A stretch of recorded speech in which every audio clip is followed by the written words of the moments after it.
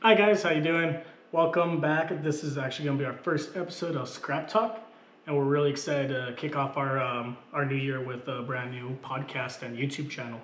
And so we're just going to introduce ourselves a little bit, talk a little bit like what we're going to be talking about on the podcast and the channel, and we'll just kind of go from there, and we'll just keep you guys informed. So my name's Gabriel. I'm one of the drivers. I help my parents out with their business. Our business is scrapybins. This is the owner and founder. His name's Alex Zavala, and then we call him Jefe. And then we have my mom over here. She's the jefa. She she kind of helps us with logistics and like pricing, scheduling, all that kind of stuff. So she's the madness behind the whole thing. So we'll just start off with you, Dad. And can you just explain how we came up with the idea of the business? Well, we started out with a dump trailer that we bought for ourselves. We live on a larger piece of property, and a lot of cleanup was needed for it. So we bought the dump trailer just to kind of just take some weeds and whatnot to the dump and things of that nature. And my wife and I decided that we needed to try to make money, I guess, if you will, to rent it out.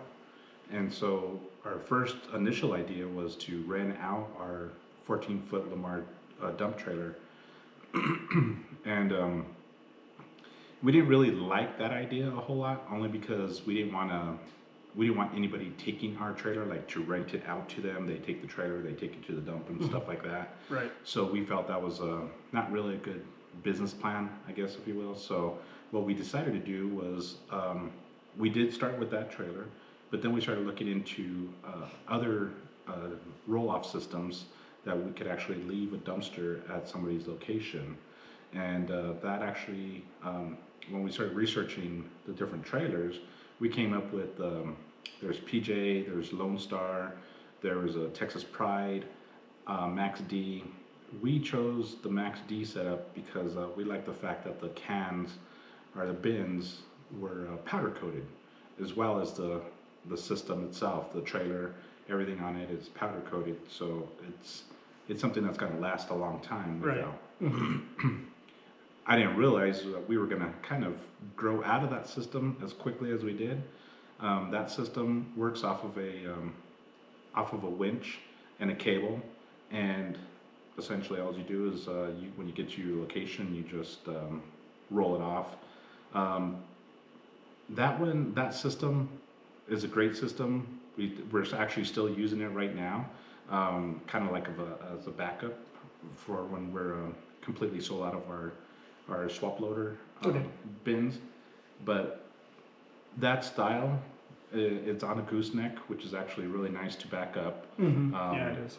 But it is not as easy, I guess you could say, as our new swap loader system is. It's super easy. Cool. And then I was going to ask you, Mom, how did we come up with the name and logo? A lot of people ask us where we came up with that.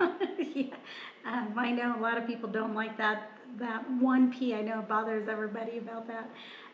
So I used to have a business prior to, again, it's a family-owned business on my side. And we had a company name with the logo of two initials. One was a backward initial or letter, and then the other one was forward.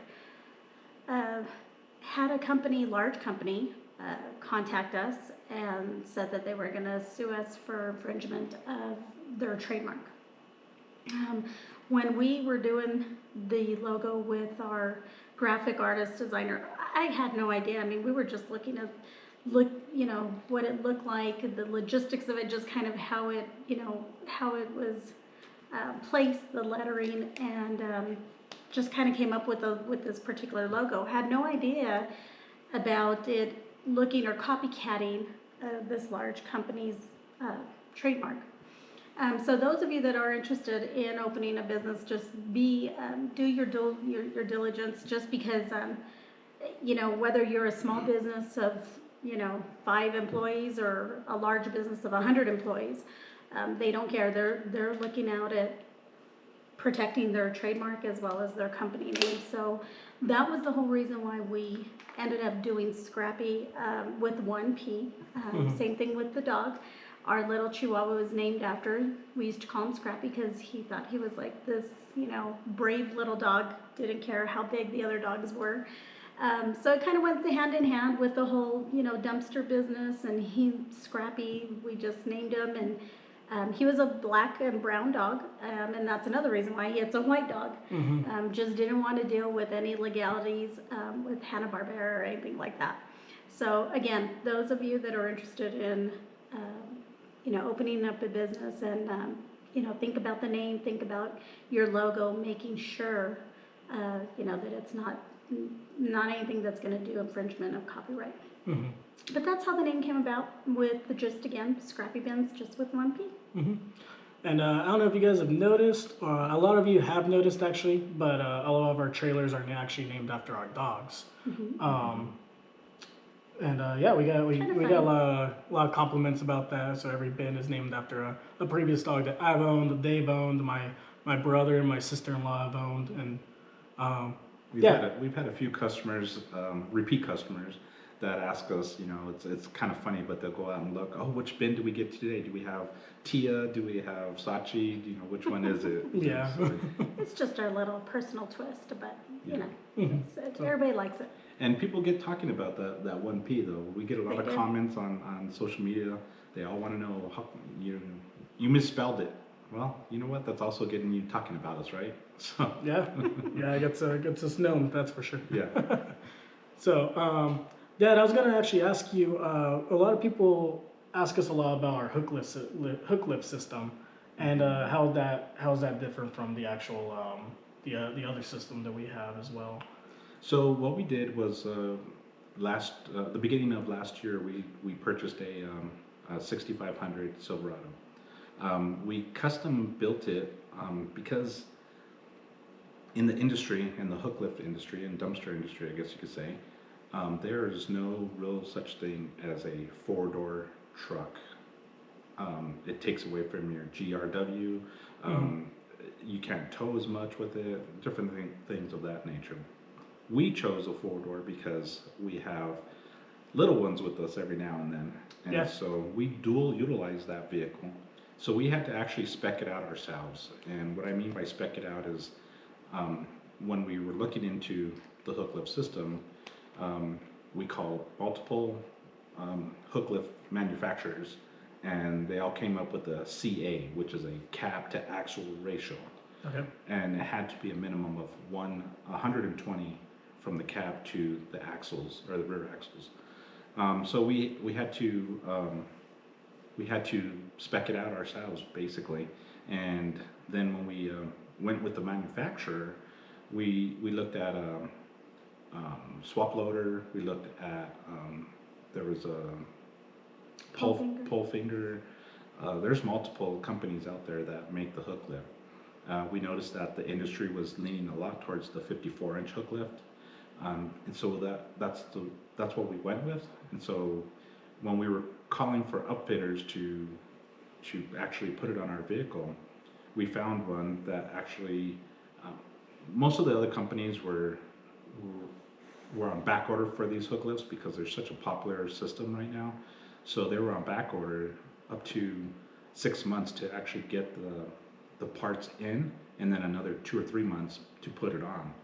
And that was pretty much all states around us. We looked at Texas, we looked at Phoenix, or Arizona. We also looked at Nevada, and then Colorado, I think, had one. I think so.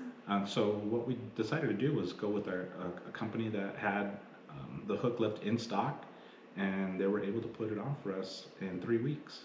And so, I remember. Yeah, that was crazy. Yeah, it was pretty quick, and we needed it because we have a brand new vehicle that needed the hook lift put on it. 6 months, I would have been already past our peak time too. We would have totally been dead in the water for that peak time. So. Yeah. And then what we did was when we were bringing it back to New Mexico, we stopped in Texas and picked up 3 bins at that time. And we've went with the Keystone Bins. They're actually a really good manufacturer. We enjoy working with them. Every time we've gone there, there's been something that wasn't exactly right on our hook lift, and they were able to repair or fix it for us and get it all working and running for us. So they're kudos to great. them. Yeah, they're a good company. great company. Great. Yeah, they really helped us out many times, and so yeah, that's Cool. how it started. So in your opinion, what would you say would be a lot easier? Do you think the gooseneck system, or do you think the hook lift would be a lot easier? The hook lift by far is much easier. Okay, yeah, to I would operate. agree, but Yeah. I just wanted to see what your opinion was on Yeah, that. it's so imagine backing up a truck and trailer. You know, the Silverado 3500 is a dually. It's a long bed. It's a 4-door. You're looking at a long vehicle in itself. Then you add 14 feet of gooseneck with it. You're looking at probably 28 feet long. Right, right. And so it worked out great in New Mexico for a lot of different customers. Where it didn't work out so well is HOAs, where the houses are kind of close to each other. People The parking streets on are the street, it's very narrow. narrow. And so we've always had a good or an easy time to get it in. There has been a few times where we've had to ask customers if they can move the neighbor's car or something like that. With the 6500, there's absolutely no problems. We get it in the first time, every time. I agree. So it's a much easier system. How do you feel, Gabriel? You're one of the drivers, so how do you feel about Oh, I love the two systems? the hook lift all the way. 100%. Yeah, I love it. It's awesome. For those of you that were thinking about getting a similar system, like for sure, hook lift is, you pay a little bit more, I think, but it's totally worth it. Every penny is worth it. It is an investment, definitely, but I mean, not to cut short on the gooseneck. I mean, the gooseneck, we had to start somewhere. Yeah. So definitely, I think it's for the price. It's a good start, personally. You know, with the Max D. It's just, if you do go with a gooseneck, by all means, I've seen these guys the way they back up. So that's another thing too, is make sure you have those skills of backing up a trailer. Make sure you have the experience. That's what I do for a living, is drive semis. So personally, I think the gooseneck's kind of fun. It just reminds me kind of a little bit of work here and there, but I also just I like playing around with the gooseneck, to trying to backing into a driveway and stuff like that. So Yeah. And you never know what kind of hand you're going to be dealt, especially that time when we were doing, we had a job at the apartment buildings. yeah, And oh my goodness, we had to deliver this dumpster, drop of a dime. They needed it right now. It was about noon. yeah. And I'm talking, parking lot was completely full.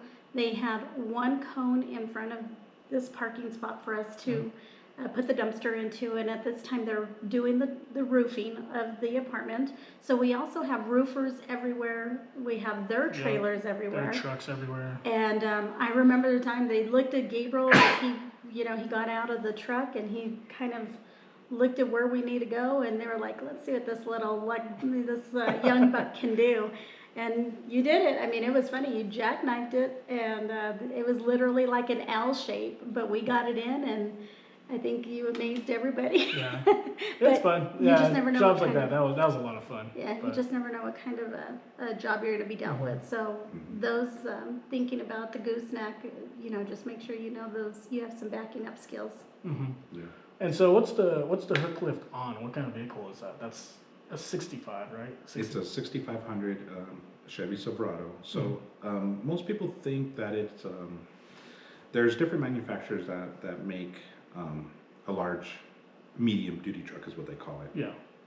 And so we looked at Ford, and we also looked at Chevy and Ram.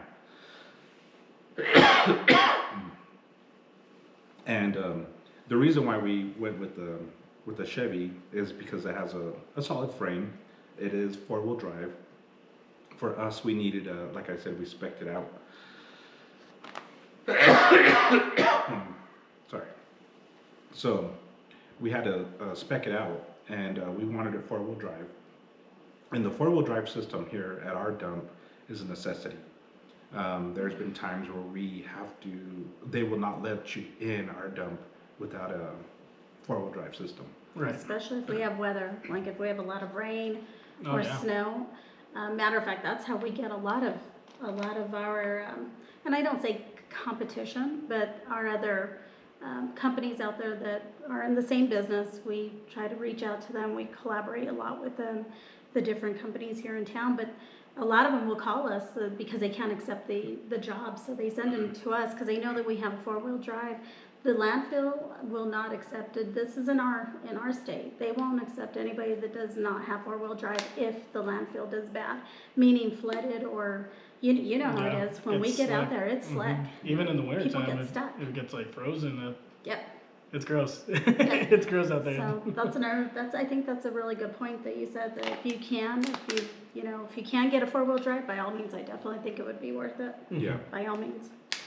And so we don't get much snow in New Mexico, but we wanted to make sure that if we did get any snow, we would still be able to make our deliveries, our pickups, all that kind of stuff. So, Right. And the difference for us anyway between the Ford and the Chevy was that the Chevy, like I mentioned earlier, it's cab to axle ratio. Ford didn't make the cab to axle ratio that we needed for the hook lift in a four-door. Oh, So, right. so they did make it in an extra cab, but we preferred the four actual doors. So Right. In case we have yeah, our and little ones with us. the truck is actually a collaboration with the International.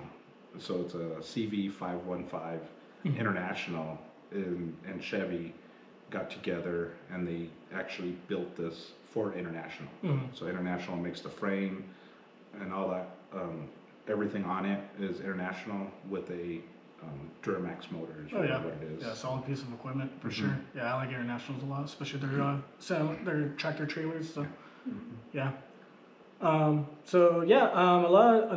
Another questions we get a lot through email, Mom, is a lot of people want to know, like, what, in your opinion, when's the best time to start a business?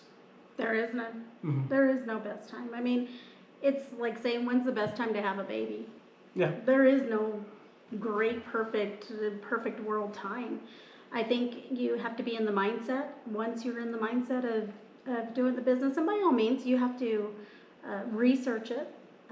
If it fits what you're thinking you want to do, I think it's all about the mindset. You just continue to go forward and don't look back. I mean, I would have never thought in a million years that we would have done this, that we would have been in this business. But you know what? It was something we started, again, it was starting with junk removal. And then it escalated to just picking up, dropping off dumpsters. And then that was with the trailer. And then that was when we escalated to the the Max D, the roll-off. And now the 6500. I mean, again, you go in steps. You can't just, and that's why I said the Max D is a great setup for starting off. Not to cut it short. I mean, granted, the 6500, we call it the scrappy truck. It's excellent. It's an excellent. You can't beat it. There's so many pros to it, but the investment is, quite a bit more in comparison to a Max D. Right. So yeah, I'd say there is no perfect time. You just have to go do your research, and move forward in little steps, and you progress and you get better in time with it. In 3 years that we've been in the business, I would have never thought that we would have even been here doing a podcast. Alex gets so many inquiries through Instagram and through Facebook, and it's funny, I call myself Scrappy Bin Wifey because it's just easier, but I would have never thought that we would have even been here. Yeah. So if we can be informative, and if you have questions, already people reach out to you, so we're always trying to help ourselves and also just educate ourselves. We get educated through you too. Yeah. Reaching out. And it's very interesting, this community that we're part of now. Everybody is willing to help each other out, which is it's awesome. Prime example is we can't get rid of livestock. We can't, we we can't don't scrap. do livestock. We can't scrap livestock. But we know a couple of people just being in this business that we know. That's all that they Yeah, do. that's all they do. So it's just asking around and helping each other out. I mean, same with like when my mom said earlier is, if we can't do a job, we know someone else that can, or if they can't do a job, they'll refer us, and it's just Absolutely. have each other's backs. Yeah, the biggest thing is, I do the customer service kind of part of it. I'm the one that does all the scheduling. So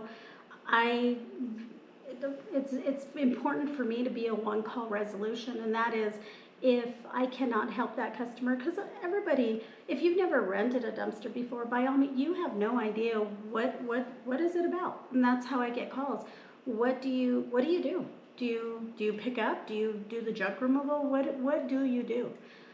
So that's when I let them know what services we offer. If we cannot help them with what they're looking for, like that, we have Edgewood, Moriarty, Tijeras. We have the South Valley. We have a lot of ranchers that will reach out to us and ask us if we can pick up livestock.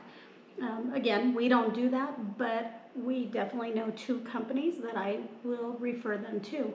Same thing with if we're sold out in our dumpsters, we do collaborate with a couple of people out here, few people out here. Have no problem whatsoever giving them their name, giving them their business name, their number, and I'll shoot them a text and tell them, hey, you know what, I just sent a couple of customers over to you. Hopefully you guys can help them out. So I think that's a really big thing, is I think karma, it's what goes around comes around, and we try to be as fair and as transparent to our customers as well. Yeah, absolutely. I think that's a great point. And like I said, everybody in the business has been so helpful with us. There's people in other states that we contact. Yeah. I'll call them and say, hey, what do you guys do in this situation? And so it's like its own little community that we're dealing with, and it's so different with Marisa being in other businesses pretty much her whole life. Well, I'll go ahead and just say it. She was in the jewelry business, and that is cutthroat. Oh yeah, 100%. Yeah, that's a tough business. Yeah, we would go to shows, and everybody knew each other in that community, but they were always ready to pretty much cut your throat if they needed to, just to undercut you, undersell you, all that kind of stuff. And in this business, it's the direct opposite, and I think it's really kind of been refreshing for us, because we thought we went into this business a little bit differently. We were like, are these people? A little skeptical. Yeah, kind of had our guard up a little bit. Yeah, a little bit for sure.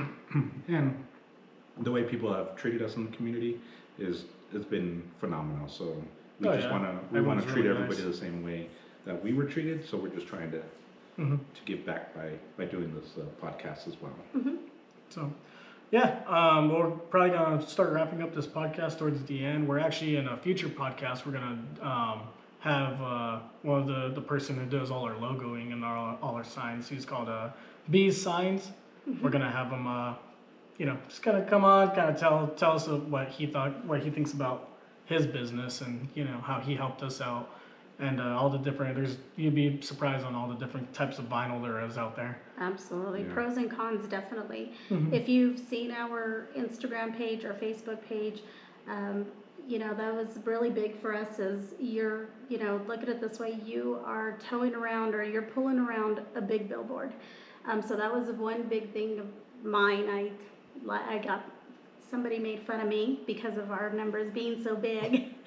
But you know what, again, it's a billboard, it's advertisement, and talk to Andre about that. And we've made mistakes as well. That was another mistake. We went with different vinyl, and within 6 months to maybe 6 to 8 months, it was already peeling. So that's another thing I want. He'll be coming on upcoming podcast just to talk about that. Different vinyls, you're right. Different wraps. He's the one that also wrapped our 6500. So he'll be talking about the pros and cons of wraps versus vinyl lettering. So looking forward to that. Also with our mechanic, that's going to be Dominic, our other son. So he's our mechanic. He's also going to talk a little bit more about the 6500, how it works, what is it? The PTO. The PTO, right. So different things like that. So yeah, interesting, exciting. Yeah, we got a lot of different ideas coming up for different podcasts. So we're kind of hoping to keep things on a roll here. If you have questions or concerns, please write it in the chat so we could come up with new material. If you have any questions that we haven't answered here, then we could talk about it on the next future. Yeah, podcast. we're pretty active on everything. I mean, we're on Instagram, Facebook, even just we have our own email and stuff. We check the email every day. Absolutely. So if you guys want to send us a DM on Insta, we could do that. If you want to talk on Facebook, we could do that. Just whatever you guys prefer. We even have our own website, scrapybins.com. You can check out pricing or how to get in contact with us if you want to rent one, if you're locally, or if you just have questions out of state or whatever. About the website. Yeah, if you guys Building want a website, that's going to be another one that we're going to be talking about as well. We'll talk to you about our trailers and our dogs, whatever you want to talk about. So, yeah, that's it, guys. That's the first show. So we're pretty excited to get going. So we thank everyone that tuned in, everyone that watched, everyone that, for you guys supporting us and being a part of this with us. So, yeah, you guys have a happy new year, and we'll see you.